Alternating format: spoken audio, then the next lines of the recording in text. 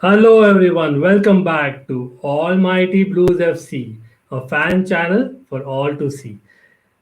We've had a crazy midweek, right? A crazy midweek to the core, and I'm calling it crazy because yes, but of course on a good note for Chelsea because we are into the quarterfinals of the Carabao Cup, and it was some drama, penalties again. But not only Chelsea.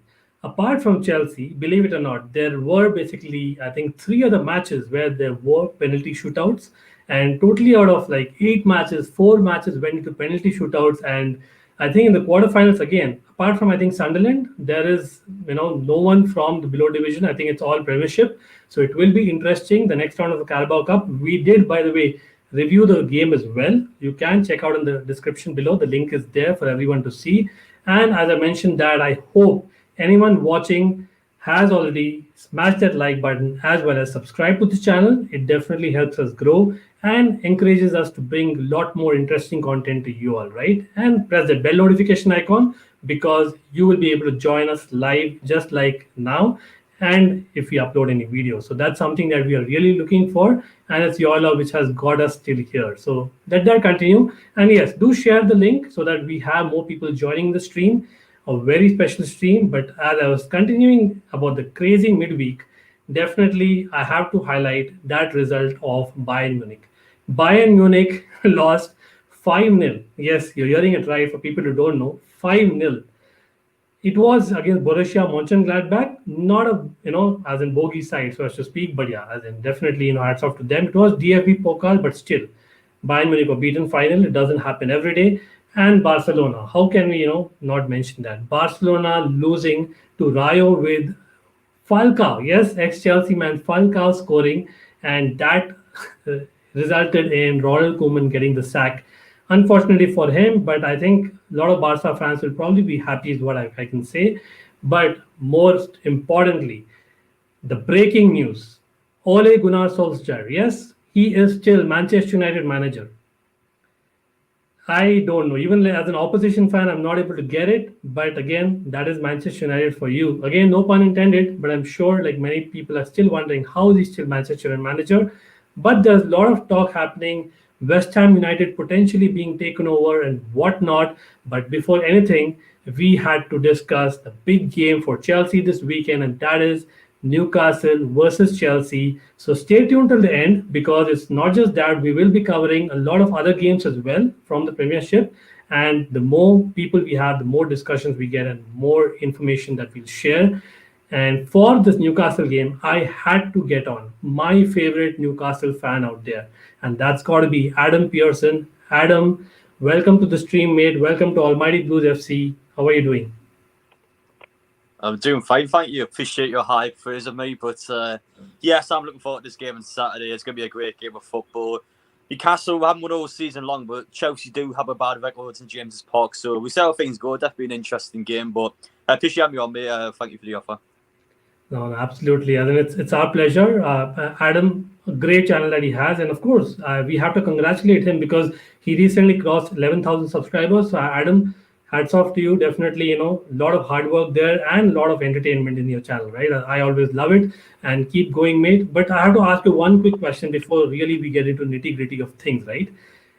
What pleased you more? I'll give you three options, right? Obviously, Mike Ashley, the torture that you faced for so many years, that kind of ending, or Newcastle just getting the money from obviously the Saudi Arabian consortium, or finally Steve Bruce going?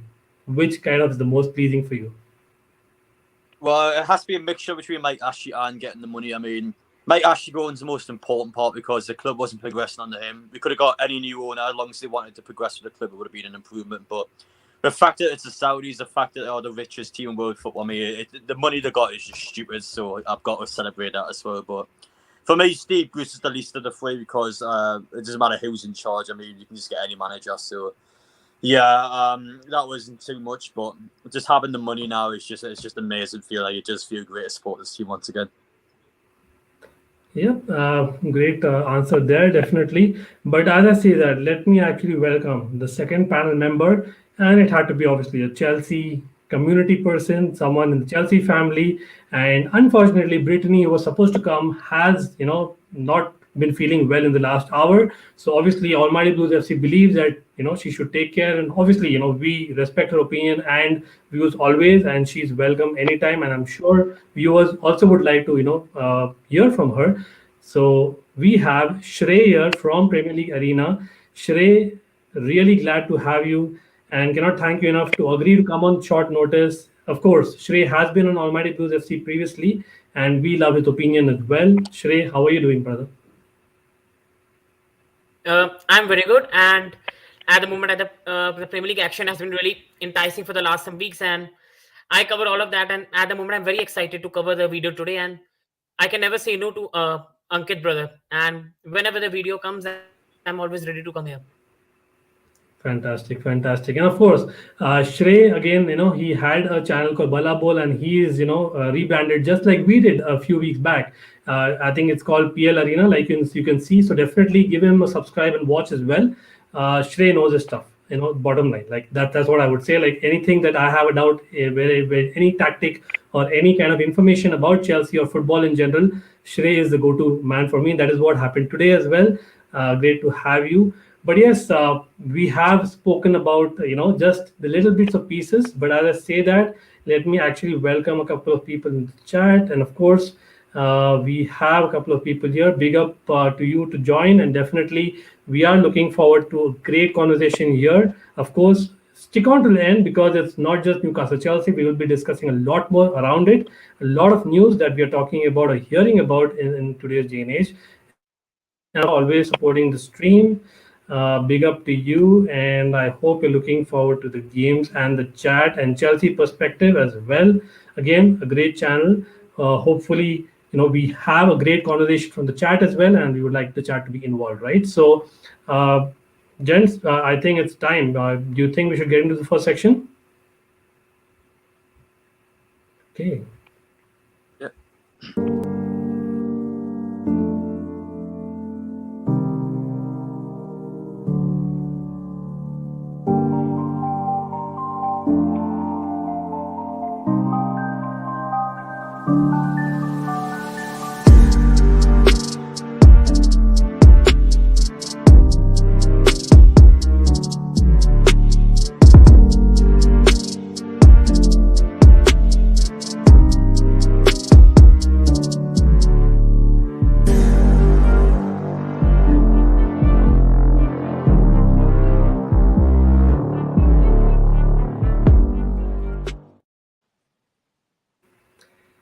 A lot to be discussed about the game, of course, but like you saw in that video, as in the first and foremost thing, especially for a Newcastle fan like Adam, it's got to be the takeover, right? As in, it's huge for Newcastle United, and they've been waiting for years. And I know these talks have been going on for a couple of years now. And we did cover in the news, Chelsea news that you saw. Again, it's in the links below. But it's nothing better than hearing from a Newcastle fan like Adam. So, Adam, a lot of changes. It's probably the best time of your life as a Newcastle fan, probably in the recent times, I can say. Right? I'm sure you're buzzing like everyone else, right? But talking about the manager, I know Steve Bruce, has now left, and obviously it is Graham Jones taking care of things. But we all know that it's just interim; it's not going to happen a permanent thing. And the talk of the town is that Paulo Fonseca, if I'm not wrong, the ex-Roma manager, is favorite as of now. So I don't know about you, Adam, but for me, it was a little bit surprising. I know he had a great record when it comes to Roma, and Shakhtar also he did great work there. But a club like Newcastle, where I think obviously with the ToonArmy, being there, handling situation, don't you think it's better to go for someone who's proven in England, someone who knows English football? It would make more sense to go with someone who has experience, yes, definitely. But the thing with Fonseca is that he's an attacking-minded manager, and I feel like Newcastle needs someone that actually wants the team to get forward, because we've had so many defensive-minded managers for years now, and I'm sick of it, to be honest. But in terms of Fonseca, yes, there's a lot of questions need to be answered about him. Can he really do it in the Premier League? But, I mean, the worst-case scenario with this guy is we can just sack him and get another manager straight. That's the kind of club we are now. I mean, we're not a club anymore. That's just got to keep a hold of someone like Steve, who's for 3 or 4 years. Like now, if he's not good enough, he'd get sacked straight away and bring someone else in. So, for me, yes, they could potentially get us relegated this season. But I mean, I'd rather take a risk now than just keep someone that's going to be rubbish for the next few seasons. So, I'm not. I don't mind getting Fonseca right now, and then at the end of the season, if he's not doing a good job, get rid of him and bring someone else in. That's how I kind of see this one. But yeah, it's just the feeling now, though, of actually knowing that you can go out and get these sort of manager and players in now compared to the season before, and you're stuck with Steve Goose, Jeff Hendry. I mean, yeah, there's a massive difference. I know as Chelsea fans, you know how to experience those sort of people coming into the club, but trust me, it's not good. And yeah, in terms of the future summer windows now, it's going to be exciting to watch this football. I mean, in terms of this match on Saturday, I don't fancy Newcastle's chances, I'll be honest. It's way too early for this takeover to have an immediate effect, but it's more just putting the stepping stones in there and just waiting for the future. But still, I'm looking forward to this game. Yeah, again, I kind of agree with you there. But I was just thinking about, again, the other names that you're talking about, the manager are the Roberto Martinez of the world, Frank Lampard, of course.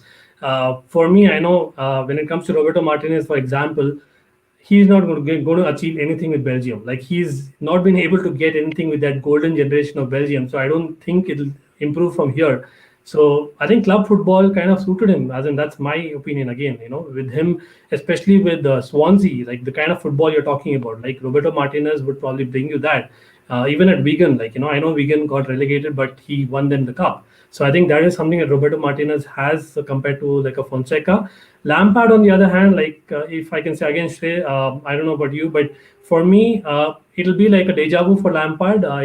Getting all the money, buying people, and like Adam mentioned, right? It's about basically just creating that stepping stone for maybe the next manager. So as a Chelsea fan, I wouldn't like to see even Lampard going there. I don't know about Shrey. What do you think there? For me, you're absolutely right. But also the thing with Frank Lampard is that when you arrive at Newcastle United right now, they are near to relegation zone. They're in the relegation zone right now. And they see Steve Bruce, as much as we can say, your Sam Allardyce, they know how to get out of the bottom zone. They know how to stretch the victories. With Frank Lampard, the problem was, as much as it hurts me to say this, has he got that experience of the pressure one? Because at Chelsea in the first season, we had to develop our youngsters. We had to finish in the, even finishing seventh will not have been a bad season. It was an overachievement to finish fourth. But then when the pressure came of winning a trophy, sadly, it just make him a bit more tactical things came into play. And at Newcastle, when he will have the pressure to win the match, to save himself from relegation, it just won't work. And at Newcastle, it's not going to happen in an instant that they become a successful team. It's going to take them time. And I think it's better to go for someone progressive as well as experienced rather than someone who is young but has good ideas. Well said there, definitely. Again, there are other names also, but it's between these three is what I really hear. It's probably Paulo Fonseca. But talking about that, obviously, let me big up Krishna as well. He was there in the last stream. Krishna, big up to you, and of course the Front Three podcast, a great channel again. But Adam, why do you think Antonio Conte said no? It seems he was the first choice initially, right? But what do you feel what's the reason? In terms of Conte, I don't think Newcastle ever tried to get him, which surprises me because, yes, it might not happen, but this guy hasn't got a club, he hasn't got a job at the minute. We should have just put the offer down because Conte has got Premier League experience, he's a class manager, and I don't know, I haven't heard much about Conte towards Newcastle, so I'm just going to assume that the new owners never spoke to him, which is really surprising. Yeah. In terms of ones I've seen, obviously Fonseca's the main one. I've seen a lot of things from Romano, who have directly contacted him, but in terms of our managers, though, I haven't heard much from any of them, really. Yes, there's some rumours from the Ajax managers, some rumours from the likes of Lampard, etc. But Fonseca's the only one I've really seen actual positive news on. So I don't know what's going on behind the scenes. I don't know if we've spoken to anyone else or not. But he's the only one that really seems like is going to come to Newcastle at the minute. So as it stands, we're going to be getting Fonseca, which Tottenham did try to get in the summertime. So our clubs have tried to get him in. So we'll see, but I don't know. I'm quite surprised we haven't tried to get Conte, to be honest, because he is a top-level manager, and I would love to see him in Newcastle. But in the end, it looks like whenever Odia gets sacked in a couple of weeks, he'll probably end up going there. But I don't know. I'm surprised Newcastle haven't tried to do more of him. Yeah, then again, I know that I watched Adam's video today about Alan Shearer being there on the ground along with someone. Again, we're all kind of guess who's that. But for me, again, Alan Shearer is one. I was surprised even for the director of football. I think it's Mark Overmars, who's probably the favorite for the director of football. I'm actually surprised, a person like Alan Shearer, why isn't he considered? Because he knows Newcastle inside out. I know managerial stint did not prove to be great, But director of football, I think probably he would have done a better job than a Mark Overmars, just kind of putting it out there. What do you think, Adam? In terms of Shearer, I think he'd get an ambassador role at the club. I don't think he'd be involved in the team though.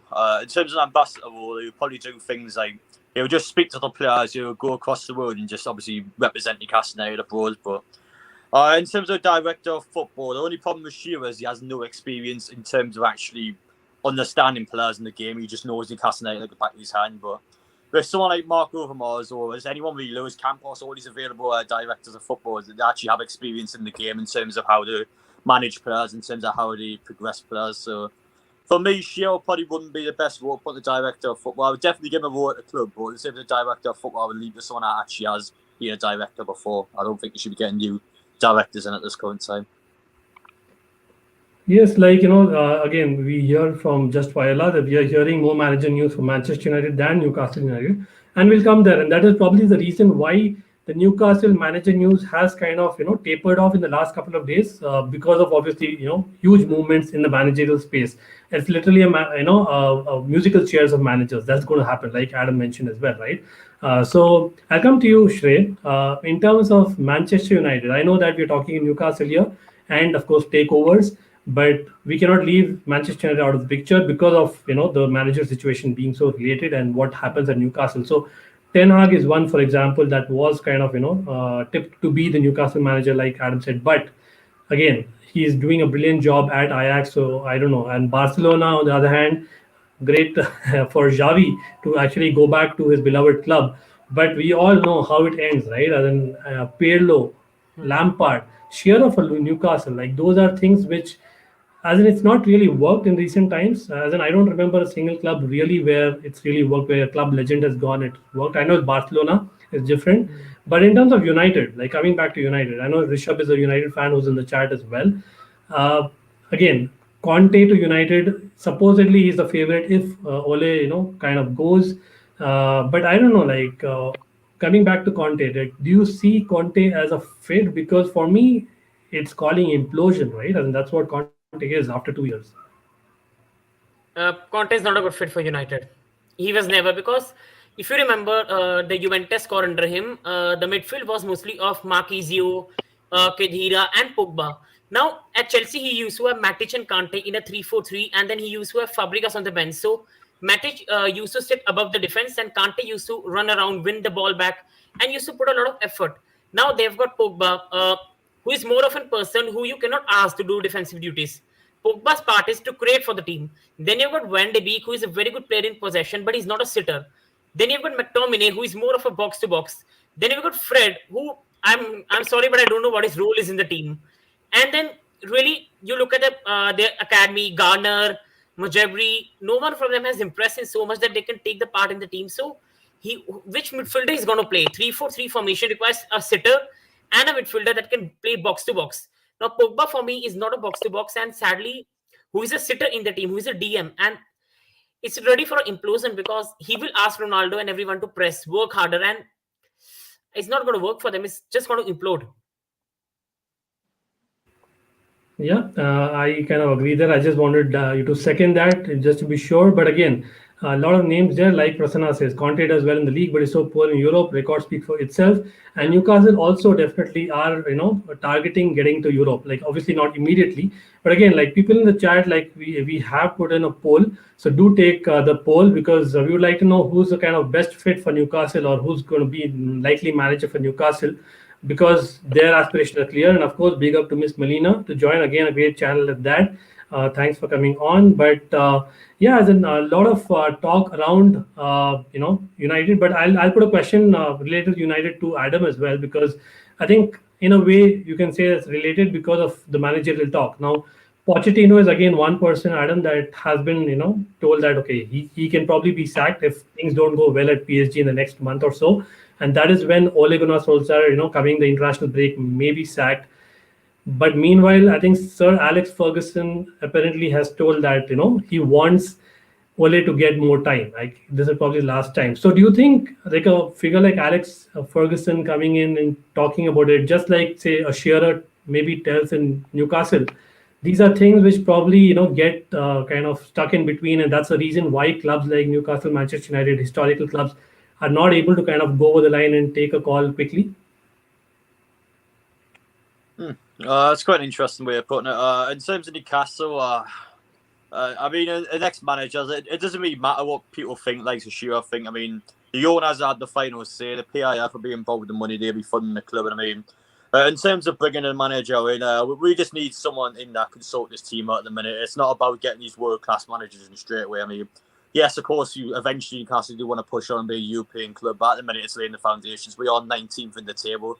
We can't just expect these world-class players to come straight away. We've got to work what we have. We've got to spend the money wisely, and we've got to slowly build our way up. Like it's like a game of chess. You've got to slowly play your turns. But I feel like in a couple of seasons, if a new manager eventually will start sacking some off, I feel like we can go for these big names and get them in. But in the meantime, though, it's just about staying up this season. Really. I don't care what we do as a football club. It's just about staying up.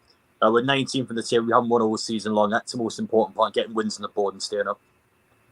Yeah, as in definitely, as in Adam is grounded. You can make it out, right? As in definitely, that's why I respect Adam. Like he knows his stuff as well, and he's more real. But yeah, coming to Shrey, quick question, Shrey. Talking takeovers, the West Ham United one that we just heard today. I think it's a Czech businessman, if I'm not wrong, and probably claiming about 27% of stake, which will make a major stake. And then I saw Adam's tweet as well. Welcome to the Billionaires Club. Well, Adam, you might just have West Ham. I don't know about club, but that's what I'm asking Shrey. Shrey, West Ham, for me, if in case they get that, trust me, they're probably much more attractive than what ManCity was back in the day. Probably as attractive as, or a little less attractive as Chelsea, obviously, but more attractive than Newcastle. It's more for the geography that I'm mentioning. But Shrey, as in, do you see West Ham kind of firstly needing that? As in, do you think it's really needed? Because West Ham have been doing well in the last year. And of course, what is the way that West Ham will probably, where can you see them going if it happens? For me, with West Ham United, see, it's more scarier for West Ham United because with Newcastle United, we know that's going to take time for them to develop. And with Manchester City, at that time where Manchester City were, it's always going to take 4 or 5 years. West Ham right now are doing very, very well. Now, West Ham owners have always not been their fan favorites. There was a protest also a lot of years back when they were targeting abuses towards the owners. So it's not been good. But right now, if you see their matches, they have such a good side. In the midfield, they've got Rice, they've got Suchas, they've got Lanzini, they've got Noble. They have also got Benrahma. They brought Vlasic right now this summer window. They have got Antonio. And they also sold Haller for a good money. The back four, Zuma, Issa Diop. They've got Ogbonna. They've got Cresswell, Masakayu. At the right, they've got Kufal. And a very, very reliable goalkeeper in Fabianski. David Moyes is doing a wonder. They have already most probably secured their Europa League qualification. In the league, they're in the top 4 above Manchester United with 17 points in 10 matches. And I think, 9 matches is going to be really, really scary if they get that backing because they're already on a good process. Until that owner is like a Glazer, I think it's already very scary for all of us. Yeah, then again, like I'm very surprised, again, pleasantly surprised as a Premier League fan. Like everyone knows the Almighty Blues FC and Ankit. I'm a huge Premier League fan. Of course, we follow all leagues and we like all leagues, but Premier League is something else. It only kind of gets better. But like to be fair, again, I don't know, guys, how much of German leagues you follow, but I'm really surprised that we don't have a big investor in a German league. I know German clubs function way differently about supporters kind of having a lot more stake in the clubs than probably we have. But Adam, are you not surprised that a German club has probably attracted more because their style of football is great, and of course with Bayern Munich dominating so many years, I'm sure like other clubs may be going in for bidders and probably wanting a buyer as well, right? Well, I mean, we're fans buying football clubs. You never ever see it in the Premier League. It's just how it works. In terms of the Bundesliga, yes, it's great to see all these clubs owned by fans, but Bayern Munich's always the top team in Bundesliga. It's never ever going to change. So it doesn't matter how much of the club you own, Bayern Munich always have the money and always going to buy out the league. But in terms of the Premier League, a team like West Ham get the takeover. I mean, as you both said before, yes, West Ham have had a couple of good seasons. I mean, their team already is good at the minute. Their biggest problem is squad depth. Like Antonio get injured, that's when they got a problem with West Ham. But their actual team on paper can compete with pretty much everyone in the league. You saw them at Carabao Cup, they beat ManCity, beat Manchester United. They're capable of beating these big teams. And yeah, I think in terms of a takeover, what was to happen? I think West Ham will have a much better start than Newcastle in terms of the takeover. They'll be ready to go straight away, whereas Newcastle will kind of take a few years to settle in. But In the overall sort of scheme of things, I expect Newcastle in over 5-6 years to be sort of the bigger takeover of the two, just in terms of how much more money you've got. Really, it's ridiculous the money we're dealing with. But West Ham do desperately need a takeover. Their owners are awful, and they need someone that can invest the money and get the signings that they need. But in terms of West Ham fans, I'm definitely excited for them. But in terms of the Premier League as well, I mean, in terms of Chelsea fans, it'll not really affect you too much, but it's more like our fans, for example, like Burnley, Southampton, like these sort of teams. Like, yes, it's going to struggle for them, but in terms of us, I mean, it's just more good football to watch, really, and more exciting teams trying to challenge for stuff. But it's not going to affect Chelsea one bit. They're still going to be going for the league. Well, you never know. And then Chelsea, obviously, kind of beat the domination of Manchester United and Arsenal. But yeah, I definitely hear you. Fair point. And Chelsea perspective, again, thanks for sharing the stream. Again, others also watching, do share the stream, because we are going to get the next section is, obviously the main topic about Newcastle, Chelsea. But yes, West Ham, just to kind of repeat quickly, Chelsea perspective, are reportedly going to be bought, as in a stake of 27% is going to be bought by a Czech businessman, a business tycoon. And that's, I don't know, Roman Abramovich part 2. Or whatever, right? And then that's something that may make West Ham a billionaire club as well, just like Newcastle is. So it'll be interesting to see what happens. But yes, like I say that, now is a time to definitely talk about what's going to happen this weekend, because that is what is important in the short term. I will go through a few facts. And of course, anyone watching, do smash that like. We need more people because it is time for trivia. You all know Ankit from Almighty Blues FC loves the trivia, and I know the panel are not ready for it. I've not told them, but yeah, I don't want to scare them, right? As in, it's not a quiz, don't worry. It's just basically a couple of questions, right? As in, so I don't know if you all know, as in, do you know how many goals has Callum Wilson scored in the last 6 Premier League games? Anyone in the chat or the panel? It's 6 or 7. I'm going to go with 7, I think. Wow, that's a good answer. I don't know, people in the chat, what do you think? Callum Wilson, how many goals has he scored in the Premier League in the last 6 games? So yeah, I'll give it to you, Adam, definitely. You have got it. It's 6 goals. So that is kind of astonishing. Like for a team which is 19th, their striker scored 6 goals in 6 Premier League games. Again, it's something that Newcastle need to figure out what's missing. But yeah, that's a stat in itself. And of course, like if he scores again against Chelsea, and as Chelsea supporter, I don't want that to happen, but yeah, Adam would love that. But if in case it happens, he'll be scoring for the 4th consecutive time in like 4 consecutive games. So that's like something else. Like, so Callum Wilson probably has gone under the radar, below maybe Alan Saint-Maximin, who's probably, I think, easily the most dangerous player that Newcastle have in terms of ability and in terms of impact. But I think Wilson definitely is the person who kind of will make Newcastle stay up, in my opinion. Coming to the second fact, now Chelsea under Thomas Tuchel, we have gone on a winning streak of 4 consecutive Premier League wins only once, and this is going to be the only second time if we win. Again, crossing my fingers that we beat Newcastle. Sorry, Adam. But yeah, as in, if we in case beat Newcastle, this will only be the second time that we won 4 consecutive Premier League games under Thomas Tuchel. Not easy that, especially away at Newcastle. But does anyone know which was the first 4th team that we beat? The first time that Thomas Tuchel achieved this feat, which was the team that we beat then on the 4th occasion? Any guesses? It was obviously an away. It was a home game. I can give you that. Come on, there are 20 Premier League clubs. Just take a wild guess. Obviously, I'm asking that question, so there's got to be some relation here. That's why I'm asking that question, right? Newcastle. It's got to be Newcastle. Yes, it is Newcastle. Yeah, it was, I think it was February 2021 itself when we beat Newcastle 2-0, of course, at Stamford Bridge. And back then, Werner scored and Giroud scored, I think. And obviously, both of them are not available. Giroud is gone and Werner is not fit. And yeah, as in talking about scorers, Chelsea have had 14 different scorers this season in the Premier League. I think that is probably the highest in the Premier League in terms of different number of scorers. But most importantly, that has actually broken the all-time record. So no team has achieved this feat so soon in terms of having 14 different scorers. So let's hope that one of the 14 or anyone scores, because they've already broken the record. So we just need that to continue. That's what I would say. Again, I'm trying to bring in some good omen with these facts. Hopefully, there are interesting facts. And talking about Newcastle head-to-heads, right? Obviously, history, there's no two ways about it. Chelsea have been the stronger team, historically speaking.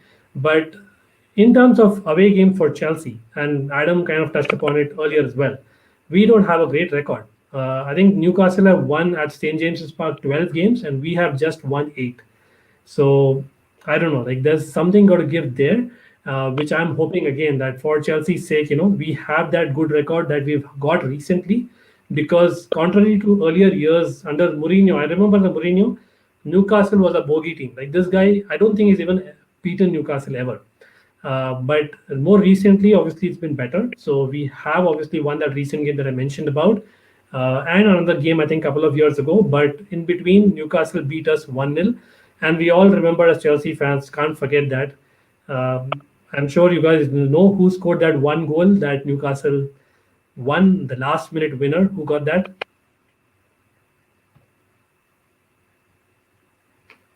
No, it's a Newcastle midfielder. Come on. Are you asking me? It's Isaac Hayden. Yeah, Anyone. Isaac Hayden. Exactly. Yeah, Isaac Hayden definitely. As in, that was something, right? I remember that scene when Kepa was in goal. I remember, and him getting that last minute winner. It was like we've had such kind of moments on the Lampard. Like this is the only major difference that we've had in the Tuchel. So again, good omen, I hope, because again before that we've beaten them a couple of times. So last 5 meetings, I think Newcastle has beaten us only once. Again, a lot of people from the Chelsea squad are not there who've got us wins.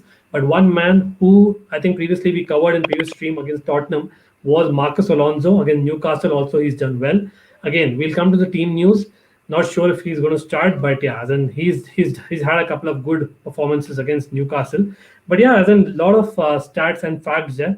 Let's get into the actual match itself. In terms of fitness, Adam, correct me if I'm wrong, but I understand Jonjo Shelvey is actually available back from suspension. And I think Dubravka is a person, the goalkeeper is still missing, if I'm not wrong, correct? I think he'll actually be on the bench for that one, but he's not going to start. He'll still be Darwin when Gorat starts. But the terms of Newcastle put as Dummett's still injured. I think that's about it. I think everyone else is available to play, so you got pretty much a full strength team. Yeah, I think Dumet obviously you would have preferred compared to Richie at left wing back, but I think they have been playing Newcastle 5-3-2 of late, and I think against Chelsea anyway, I would expect 5-3-2 to be formation. Adam, do you agree with that? 5-3-2. I'll try and share even the Newcastle 11 that I'm trying to basically project here or predict. So for me, definitely I can see Newcastle having a decent attacking midfield. I will just give me a second. I'm just trying to share my backup. 1 second. So, what do you think, Adam? You think you can have Joe Willock? I think he'll probably come in, right, for this game? Yeah, Joe Willock will start the game. In terms of Newcastle's squad, we'll end up playing 5-back again. We did it against Crystal Palace away last week. We didn't play well, but we did get a decent point down there. So, in terms of this match, I expect us again go 5-back. Graham Jones still in charge, so we'll see how it goes. But in terms of that lineup, there, it looks pretty much spot on. I think that was the exact lineup actually last week against Palace. So, yeah, you'll probably end up playing a similar one to that. As again, you might swap the centre halves around, or you might swap one of the midfielders around for get Shelby in. But that would be pretty much the team Newcastle will play on Saturday. Okay, fair enough. But yeah, certainly, as in for me, it's basically them hitting on the counter, right? As in with the Joe Willock being there, Almiron, obviously, I rate him actually, really. Along with Maximin, I think great player, and Callum Wilson, like we spoke about. So definitely that will be the tactic from what I understand. Let me also try and come to the Chelsea side. Again, people in the chat, what do you think will be the starting 11 for Chelsea? Of course, in terms of the fitness news, Shrey, if I'm not wrong, from latest reports, Kante actually trained today with the team, along with obviously Pulisic, which is great news as a Chelsea fan. Pulisic coming back to basically training with the team. But even Aspilicueta and Christensen are training as well. Loftus-Cheek has trained only individually. So I will be really surprised if Loftus-Cheek is even named on the bench. But certainly I can see, two of those four that I mentioned probably featuring. So let me try and share my screen again. This is for the Chelsea 11. Again, people in the chat, thanks you all for joining, but do comment your starting 11s. I know Rishabh is an FPL expert, so here I go with the Chelsea 11. Shrey, what would your 11 be? Maybe you can start off. For me, the 11 will be, see, in the last match, Thomas Tuchel has always been a person that can surprise you with the lineup, because in the against the Brentford, he went with Malang Sarr, he went with Trevor Chalobah, then he went back to Christensen, Rudiger, Thiago Silva. Then in the last game, again, he went to Trevor Chalobah. So with Thomas Tuchel, you cannot predict anything, but because it's an important game away to St. James Park, I think he's going to go back to Thiago Silva, Rudiger, Andres Christensen. James has been performing well in the last 2-3 games. Ben Chilwell, the best thing about Chelsea has been that Ben Chilwell has returned to his form. So he's going to take the place at left wing back. And then it's going to be Jorginho Kovacic, I think, because Loftus-Cheek is an issue. And I think Kante won't be risked so early when, at the moment, season is just going. You don't want him to be injured. And in the front three, we don't even have an option right now. Well, fair enough. But again, let me highlight a couple of comments from the chat as well. Well, Steve Chelsea, big up for joining. Definitely, as in, he does not worry about Newcastle. It's easy a build-up team. They have spent a lot. Yeah, as in, it's a long-term thing, definitely. But yeah, then for now, we can, as in, I don't think there's a need to panic as such. But certainly, I think we cannot underestimate Newcastle as well. And yes, just while our Captain America is back, and Steve Chelsea thinks Chalobah might start. Now, that is interesting. And Chelsea perspective thinks that Loftus-Cheek may not play, and he sees basically the same team that played against Norwich City. Again, Norwich also, obviously it was the performance of the season, but coming back to Shrey and the team that you see on screen, see, for me, the reason why I put N'Golo Kante and, of course, Jorginho there is because Kovacic, again, people watching do know that I am a fan, but, objectively speaking, Kovacic has literally played, almost every game, and especially in that second half against Southampton in the cup, right? As in, he really looked leggy for a change. That's not really happened. So for me, with Kante coming back and Kante being Kante, I rather play him against Newcastle in a Premier League game away versus Malmo away. That's again my logic. I know that there's a slight risk about Kante, being injury prone of late, but I think Newcastle away has never been an easy game. So I rather have Kante, and again Newcastle in terms of attack are good. I think among the teams in the relegation zone, Newcastle I think are the top scoring side, if I'm not wrong. Adam, correct me if I'm wrong, but in terms of the teams in the relegation zone, I think they've scored 11 goals. So they are an attacking threat. And in terms of defense, on the other hand, I think at home they have conceded the joint most number of goals. So I think we should be able to open Newcastle up. And the idea is about us having a stronger midfield, which probably Kante, obviously, as anyone in the world would pick him. That's again my choice. Again, Shreya, I get your point as well. And talking about Azpilicueta versus a Christensen, if anyone in the chat, I think Aspi may not start if Christensen, James is in red hot form. Well, Chelsea perspective, I get that. James definitely, after that penalty shootout, will be confident. But Christensen, again, he may be starting, but Azpilicueta, the fact is, again, Newcastle need to be opened up, playing 5-3-2. So that's why I've gone with Azpilicueta, because him along with James can have that overlapping runs, which we've seen Chilwell do very well off late. They could probably, come in the middle and then kind of, overlap at times, and what James can do as well as Azpilicueta. So I can see that happening, and that's why I want Kante and Jorginho to kind of protect the back three, so as to speak. I don't know if I'm making sense there, but yeah, as in Callum Hudson-Odoi, in spite of that performance against Southampton, I'll still go with him because Pulisic, I would not want to risk him again to start. Bring him on as an impact player. And I don't know, talk about Pulisic, I know just before the international break, he gets fit, and then I hope he doesn't get injured again. That's what I can say, right? But certainly, in terms of our defense, I think we've been among the top defensive sides. If I'm not wrong, away, we have conceded only one goal, and which is the best record. So that's something that I think we have to definitely use it to our advantage. And hopefully we will do that, come Saturday, because it is not an easy game. I have to say, for people saying that Newcastle is an easy game, 19th and all that, no. The crowd will be on a high. Against Chelsea, any team would be on a high. But now, I think, Adam, correct me if I'm wrong, Steve Bruce going away has probably, charged the atmosphere even more. Would you agree with that? Well, yes, well, the take-away as well. I mean, both of them factors gone. The atmosphere was brilliant against Tottenham with Stevie still in charge. So the fact this is the first home game with him being sacked now, I mean, yeah, this game sold out. I think it was about 3 weeks ago. Some of this game sold out, so the fans will be ready for it. They'll be excited for it. Yeah, it's to be a very hard game. On the Chelsea team before, I mean, they showed us that team. I mean, that is a scary-looking team, but still, all the crowd will get on Newcastle players' backs, and they will make sure the players kick it on and get an extra gear. And I mean, in terms of Chelsea players, they'll struggle to see any team that comes to James Park. Even though we haven't played particularly well this season, the crowd will make the team struggle because it's just a hard place to play at.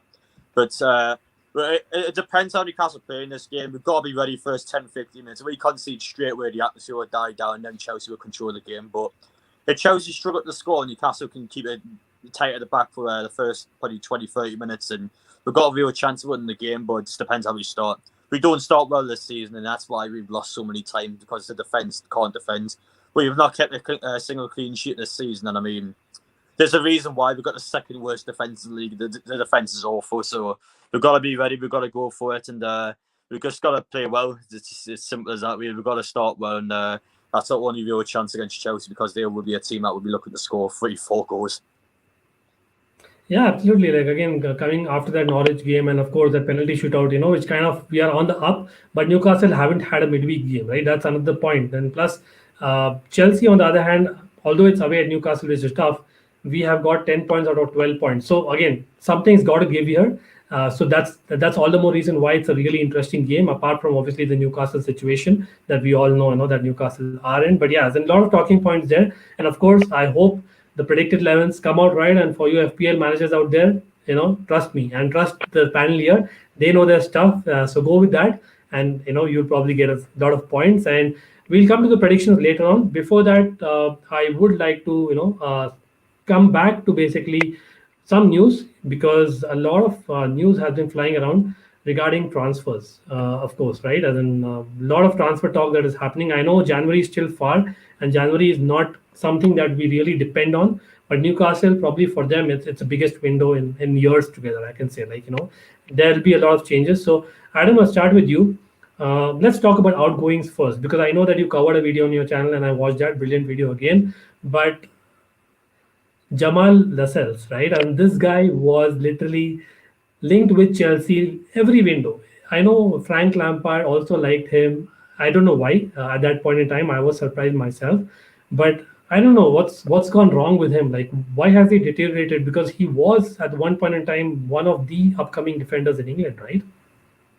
Yes, and the 2018 World Cup, Lascelles is quite close to get the call. You just missed out from a couple of defenders, but I don't know, with Lampard trying to get with Chelsea, he's never a player would fit in at Chelsea. His pace isn't there. Chelsea are quite an attacking-minded team. I mean, he hasn't got the legs to play alongside those sort of players who get outpaced all the time by these strikers. I mean, with Lascelles, I mean, he's just clumsy. He gives away penalties all the time. He's sloppy. He doesn't make good passes. His decision-making's awful. I don't think we'll sell him in January. I think because he's the captain, he will get released this summer, but I can't see him lasting much longer in Newcastle. He's not good enough. And in terms of the window coming up in January, that would dictate how good Newcastle's season will be.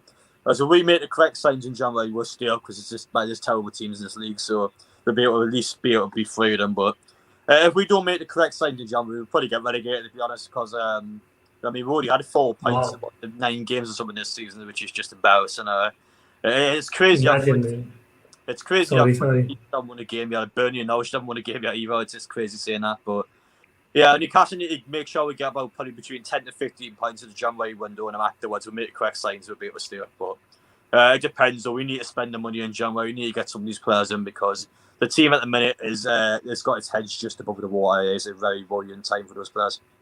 Yeah, and I totally get that, but because Newcastle defensively are woeful, right? Simply put, like, at least they've not really been close to what a Steve Bruce side would be, technically. But yeah, then talking about that, I think some easy players are out there to get. Maybe James Tarkowski. I know that he's on a free. He would be a decent bet, because someone who's had Premier League experience, is experienced enough generally, and is a strong defender. Probably defensively, something that you might want to show up. That basically we cannot, kind of concede goals. Maybe in central defensive midfield, I don't know. James Ward-Prowse, maybe a central midfielder, may move from Southampton. I don't know. I know that he's kind of the main guy at Southampton, but I think money talks. He's been linked, if I'm not wrong. Also, there are other English players like Lingard been linked as well.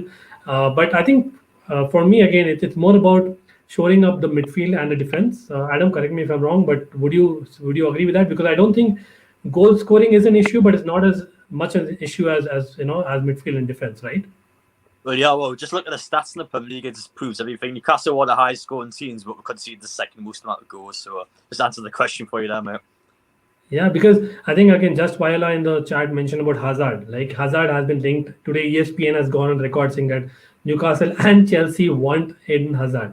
Like that is, I don't know. Like for me, I think that probably Newcastle will not go the Spurs way. What Spurs did after selling Gareth Bale, and I don't see basically Saint-Maximin kind of being on the bench. I'm sure like he would expect to kind of play every match because if Hazard comes, for instance, he will expect to play every match as well, right? As in, so you rather not go for players who are kind of injury prone and kind of want to start every game because you want a good dressing room as well. I don't know. Would you take Hazard? Obviously you take, but at what cost?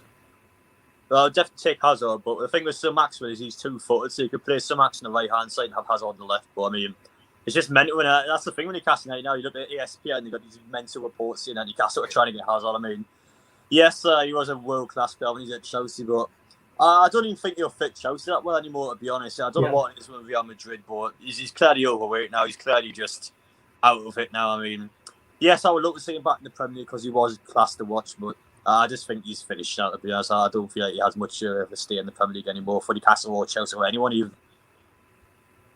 Interesting. And yes, we are coming to that, just Viola. And Shrey, this question goes right at you because this has split opinion. I'm sure the Twitter world has kind of, blown up today with Hazard. Honestly, if you ask me, I would love him at Chelsea if he comes. I would welcome him back. But I would not want Chelsea to go all out for him. You know what I'm saying? Because I don't see him starting many games. And if it's okay for a squad role, Hazard, as in, who would say no, right? As in, we are having Pulisic. I know Pulisic is far younger, but equally injury prone. We'll probably get Hazard. He'll probably do more than Pulisic. But Shrey, I'll put it to you. For me, see, it's emotionally, you will have Hazard any day back. Like, he's the big soul of Chelsea for the last 7 years. Like, where he's got us you have to say one of the most talented player I've watched as a Chelsea fan, because when you used to see him on the pitch and the talent that the boy had, it was just beautiful to watch him. Like, even neutrals, even rival fans, even if you put a rivalry aside, he was one of the most beautiful player to watch. But if we come to finances part of it, and the problem is that we have got Hakim Ziyech, who we brought for 35 million pounds. Then we have Christian Pulisic, who we brought for 55 million pounds. We already have Callum Hudson-Odoi. We already have got Kai Havertz. We play a 3-4-3 formation where Kai can even play on the right, Mount can play on the right, and paying his 300 to 400k wages and getting him here, he's already, sadly to say, it's his mistake. He went there overweight. He has got injuries. Carlo Ancelotti has just come and said that I'll prefer other players over Hazard. It's not like he's injured. I'll prefer someone else, and this is damning for a Carlo Ancelotti who is known to manage players so well. I've never seen Carlo being so rude to any player, and is worrying that because Zidane was a big fan of Hazard, so Zidane never came publicly. But this statement just shook me away that why has he come and said this about Hazard? And overall, does he suit aside a 29, 30-year-old player who is injured? If you put emotion aside, see, for emotion, I'll have him back at any day. But let's put that Eden Hazard name away and let's say it's some ABC name, any name. He's 29-year-old, he's injury prone, he's going to cost 400k wages. Already some fans are frustrated with Saul Niguez, whereas I think we should give him time. But some fans are already being so frustrated and negative towards him. Hazard, if he comes there and does not score in 4 or 5 games, you know the Chelsea fan base, and it will never work here.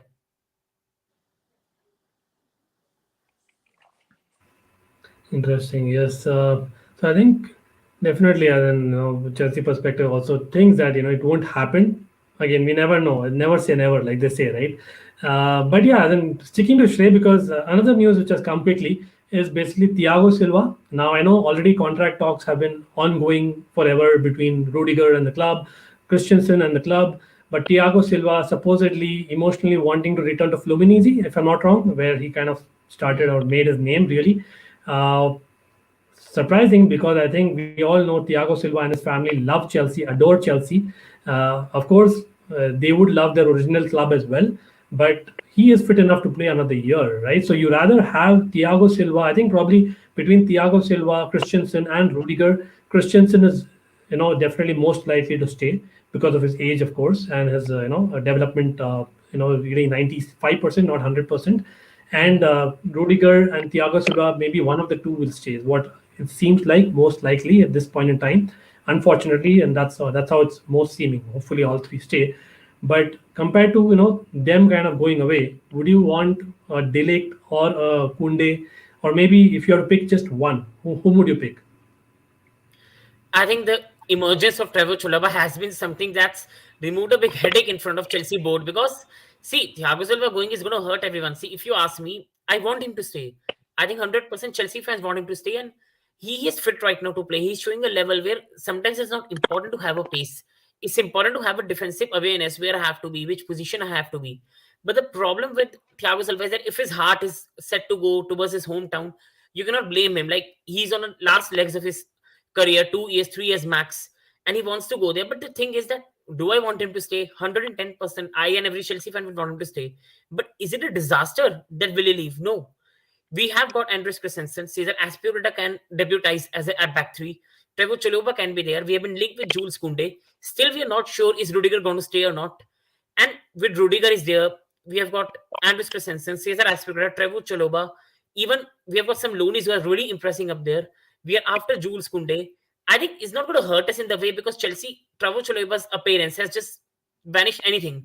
It's also put pressure on Thiago Silva to play at his best because everyone knows that if I start performing bad, Trevor Chalobah can take my place. And I think his emergence to the Chelsea team, I think it's vanished any fears that next year without Thiago Silva we could struggle.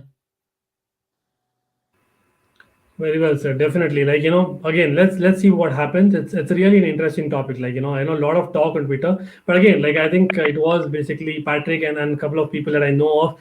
They kind of highlighted the fact that we should just celebrate about, I know we are seeing Adam kind of definitely not liking the fact that Jamal Lascelles is there. We have great defenders. Let's just celebrate the fact that we have them. And we are champions of Europe and we are top, in the league right now. Let's see what happens. Like, just leave it for the best. But yes, if you are liking the stream, do smash that like button and subscribe. And do check out the description. Adam's channel is there. I will definitely be putting Shrey's channel link as well. Certainly, Premier League Arena. So, worth a subscribe.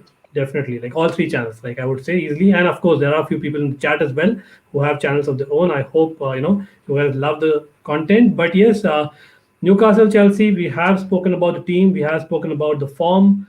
Of course, Newcastle coming with three draws and three losses. Chelsea obviously 5 wins and 1 loss in the last 6 in all competitions. Obviously, we have a better form, but let's predict. It's time to predict, right? Let's get to predictions. Adam, let's wear the neutral hat. Try and wear the neutral hat and predict what's really going to happen in this game. And I would want to get a score line as well as the scorers from you, Adam. Okay. I'm fully expecting Chelsea to win this game. Yes, I'm a Newcastle fan. I'm extremely optimistic, but I do expect this team to lose the game. I just don't feel like Newcastle at this moment in time can beat the Champions League winners. I can't say that. I'm one all season long. I don't think it's going to be the win. But I'm always optimistic. I'm always going to hope for the best. I will always predict Newcastle to win, even though I don't expect us to win at all. As a realistic result, I do expect Chelsea probably to win about 2-0. But as a Newcastle fan, 2-1 Newcastle, why not? Let's go for it. Callum Wilson, yes, I think he'll score once again. He's such a good player. If it wasn't for his injury-prone issues, he could generally play for a decent amount of teams in this league. He is a top-level player, but... Yeah, the thing with Chelsea's defence is, again, it's just a class defence. It's going to be very hard for Newcastle to break down, but goal scorer-wise, Callum Wilson, Saint-Maximin, 2-1 Newcastle. Why not? Let's just go for it. Wow. Come on. Like, that's like the best-case scenario for Newcastle. But yeah, I can definitely see that because I think Saint-Maximin kind of players, we haven't done well. I'll be very honest. Like, I'm kind of not very confident when it comes to Saint-Maximin in particular. And, of course, set pieces. We saw against Southampton, right? As in we were abyss when it came to set pieces. But again, it depends. Of course, like Just Viola says, I'll miss Thiago when he goes. Hopefully, he plays his game like we predicted as well. And he is very important when it comes to set pieces. Those headers, really underrated, in my opinion. But Just Viola is going 2-0 Chelsea. Again, touch of wood. Chelsea perspective is going one better. Of course, not as much as Norwich, but yeah, then let's not get very greedy. Shrey, what about your predictions quickly? I think it's going to be a very hard game. In the last 10 matches at Newcastle away, we have only won 3 of them. And if you remember, I think why I'm not that confident is if you remember that 14-15 season where there was an invisibility about Chelsea that they cannot be beaten. And we went away to Newcastle and we were beaten 2-1. So even when on a good times, Newcastle have always been the spoiler party for us. And the problem is right now we all are so up after that Norwich defeat 7-0. We want to score 8 or 9. And I won't be surprised this game ends 1-0 Newcastle because problem with us is that as much as Kai Havertz, Mason Mount, Callum Hudson-Odoi, they play well. The problem is the Newcastle can sit with the back five. And even if we are good defensively, in these games, it doesn't matter. As much as it stays 0-0, it favors Newcastle. And I think as Adam put it, who is going to score early goal is going to decide it. If Chelsea score the early goal, this can be ugly. This can get 4-5-0. But if Newcastle keep it to 0-0 till half-time, I think sadly it could even be Newcastle 1, Chelsea 0 because we are not a good scorers after half-time. And I think this is why at the moment I'm positive because I think there's no room of complacency. And I think we'll start well with the confidence in Mason Mount has got. But I think it won't be a pretty match. I think I'm going with a 1-0 Chelsea victory with a goal from Kai Havertz from a header. I think I'm going with 1-0 Chelsea. Wow, King Kai to score again. Definitely he's on a high. But yeah, he looked a little bit tired towards the end. But yeah, we even got no other choice because Werner and Lukaku are out. Good call there. I'm going for a 2-1 because I can actually see Newcastle scoring. I know we haven't conceded away much. But the form that I think Wilson and Saint-Maximin are, and Almiron, like he did well, I think, if I'm not wrong, in the first couple of games for Newcastle, right?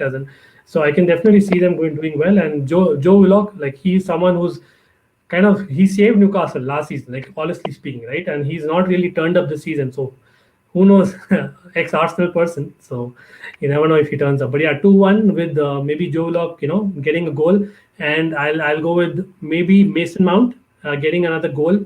I know in the Premier League he was great, not so great in the Cup, but yeah, he'll come back. And I'll go with as well. Hopefully he'll live up to the expectation. We have Couch Critic in the house. Big up Dennis, of course, a great channel as well. But yes, there are other predictions to make in other games. We'll quickly touch upon them. Obviously, Chelsea, chasing the Premier League. We have again that Liverpool had against Manchester United and Manchester is still sticking manager is very surprising. But United Spurs away.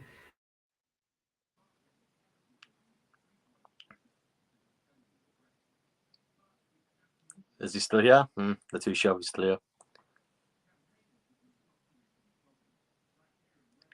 I think his laptop's went off. He said before the stream he had some laptop issues. But yeah, I mean, we're pretty much doing most of the stream anyway. We've said our predictions there. So I guess we'll say goodbyes now. I think we're pretty much head off now. But yeah, in terms of Chelsea's match on Saturday, though, I don't know about you, but it's going to be a great game of football regardless of what happens. But I think he's back. Oh, there he is.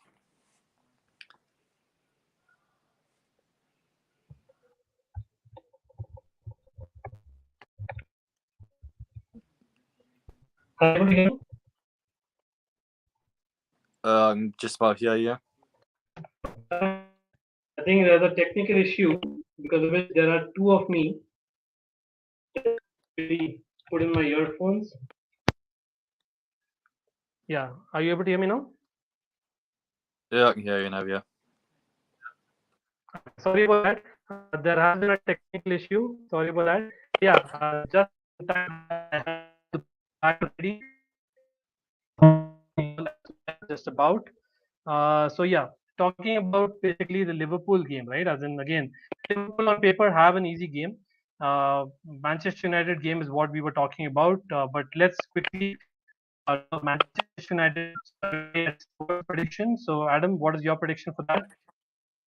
The Manchester United game, I actually don't know who they're playing. I couldn't hear before, mate. Yeah, the connection was a bit dodgy, but I mean, Tottenham. They're playing Tottenham, and of course, Tottenham have had a big victory Manchester United last season. So, and Manchester United are not obviously informed the situation Pogba has made, of course, after the red card. But what is your call in terms of the score? Well, in terms of that one, I mean, it is just whoever loses is going to get sacked in it, not. I mean, it is the sackable derby, but yeah, I expect Tottenham to come out of this one. I think Tottenham have been the better of the two sides the last couple of weeks. I mean, they both have been awful, but Man U, 5-0 at Liverpool is just shocking. I don't know how he didn't get sacked from that game. That is disgusting. But in terms of Tottenham, though, I mean, they only lost 1-0 to West Ham in the derby, so at least that one wasn't as bad. But still, though, both teams are lacking confidence. Both teams need a win badly, and I think Tottenham have got a better chance of winning this game. So I'm going to go 1-0 Tottenham, but I think both these teams are going to be awful once again. Okay, fair enough. So, guys, there is a slight network issue at my end, so I might be taking a little bit. So, we'll just quickly get through the predictions. The next one, Shrey, I'll put the Liverpool game. If I'm not wrong, Liverpool are playing Brighton, who obviously lost on penalty to Leicester. So, should be able to continue Brighton bananas again. For me, it's going to be a tight game. Brighton are a very good team, especially they play with a particular system, and Graham Potter has them set up very, very well. I think Liverpool will not find it easy. Last time they played Brighton, they lost at Anfield, and it was a good Brighton victory. I think Brighton are not going to be easy team, but Liverpool will find that one goal, and I think it's going to be Liverpool 1, Brighton 0. Okay, interesting. And again, people in the chat, getting your predictions. As we've been telling that we are coming with the predictions league, and I'm what predictions you are. For any network issue, it is on my hand. With it, I'm assuming that you guys are able to hear me. And finally, I think we'll go with the Man City one quickly. Obviously, Man City also being a title challenger, being a top 4 prediction, but they're playing Crystal Palace, who obviously drew with Newcastle, being back nation in the league, beating Palace.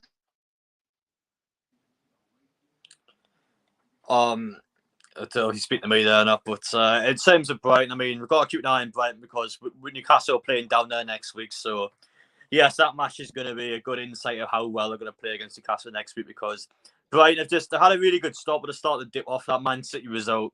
I mean, what was a 4-1 I lost? I mean, damn. But in terms of Crystal Palace, though, I mean, yeah, I expect them to play better. They actually did play all right against Newcastle. They should have won the game, but they didn't take the chances and it ultimately cost them in the end. But we'll see how it goes. I expect Palace to be better, so I'm going to put them down and win 1-0. But again, I don't think it's going to be very high-scoring games this weekend. Okay, so I think probably City to get the win as well. Yeah, I see that there is an audio breakup. Again, apologies for this. The network is kind of crashed, so I am actually on data as we speak. So it's a temporary issue, but we'll get through the end of the stream. But yeah, we have made a lot of predictions. Of course, predicted 11s, spoken about Newcastle, Chelsea. Again, thanks a lot to Adam and of course Shrey.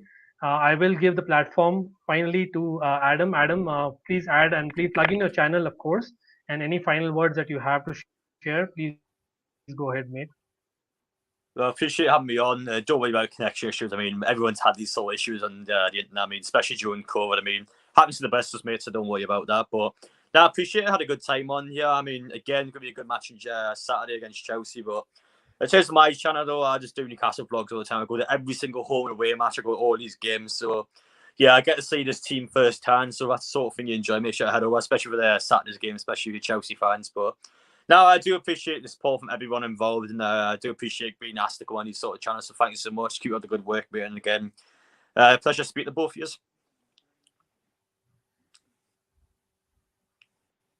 Perfect, mate. Perfect. Thanks a lot again.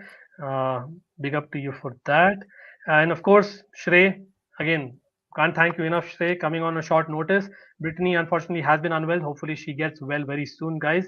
And she'll be back on the channel. Pretty sure on that. But Shrey, definitely go ahead and plug in your channel. And of course, I will be adding Shrey's channel link below as well. And Adam's is already there. So please go and subscribe. And of course, Almighty Blues FC, do share the stream. But Shrey, I'll give the platform to you. Please go ahead and share about the channel and of course the content you're bringing and anything else that you would like to share. So I'm basically a Chelsea fan, but also I cover a lot of Premier League games and the trending topic around it. So that's why this my channel name is Premier League Arena. So I hope you like it, and I hope you like the content because it's all around the Premier League matches, Premier League preview. And at last, I wanted to thank Ankit brother to have me up here, and also Adam. It was great to hear about Newcastle from him, and thank you to everyone who viewed in, and it was a great time for me. Awesome, awesome. Again, thanks a lot for everyone in the chat to participate and stay here. I'm sure you love the discussion. Adam is always great on his channel and any channels I've always seen him, and Shrey as well deserves to get a lot more kind of on his channel as well, I would say. And if you like, of course, Almighty Blues FC, like I said, share the stream, subscribe. We need to grow. Definitely, we are over 500 because of you in just 5 months' time, but hopefully, we'll double that very soon. And till then, take care, good night, and I hope Chelsea wins. Sorry, Adam, but yes, thanks again. Of the Chelsea.